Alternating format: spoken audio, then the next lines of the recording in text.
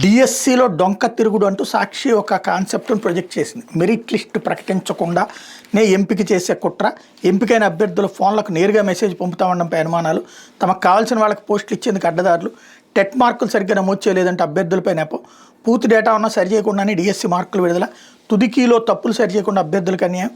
ఇప్పుడు మెరిట్లో ఎవరున్నారో చెప్పకుండానే నియామకాలకు రంగం సిద్ధం. ఎక్స్ సర్వీస్ మెన్ కోటా తొలగింపై న్యాయ పోరాటానికి అభ్యర్థుల సన్నాహాలు, ముసురుకుంటున్న వివాదాలు, 3.36 లక్షల మంది జీవితాలతో కూటమి సర్కార్ చెలగాటం, ప్రభుత్వ పెద్దల తప్పిదాలకు నిన్న విద్యార్థులు నేడు ఉద్యోగార్థులు బలి అన్నటువంటి వార్తని హైలైట్ చేసింది.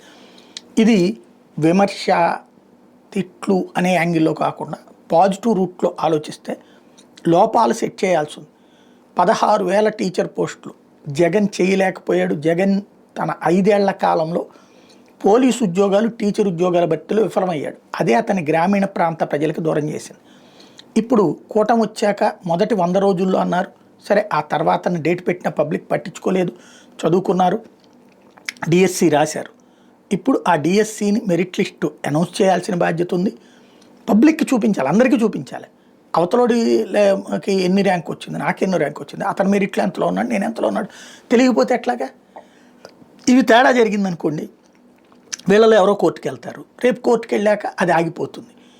ఇది అధికారులకు దిక్కుమాలిన ప్రపోజల్ చెప్తారు. ఎవడైతే ఉద్యోగం చేస్తాడో వాడికి ఇంక కొంతమంది కొత్తగా ఉద్యోగాలకు రాకుండా చూడాలి, లేకపోతే అధికార పక్షం వాళ్ళని సంతుష్టీకరించడం కోసం అని చెప్పేసి మీకు ఖర్చు తగ్గించానని చెప్పేందుకోసం దిక్కుమాలిన సలహాలు ఇస్తుంటారు. ఇట్లాంటి వీటిట్లో దీన్ని అడ్డుపెట్టుకుని కోర్టుకు వెళ్తే వాయిదాలు పడిపోతే రిక్రూట్మెంట్ ఆగిపోతే లాస్ట్ ఒక 5 ఏళ్ల దాకా అట్లాగే ఉండొచ్చు అన్నట్టు. గతంలో డిఎస్సీలు అట్లాగే ఆగిపోయినాయి.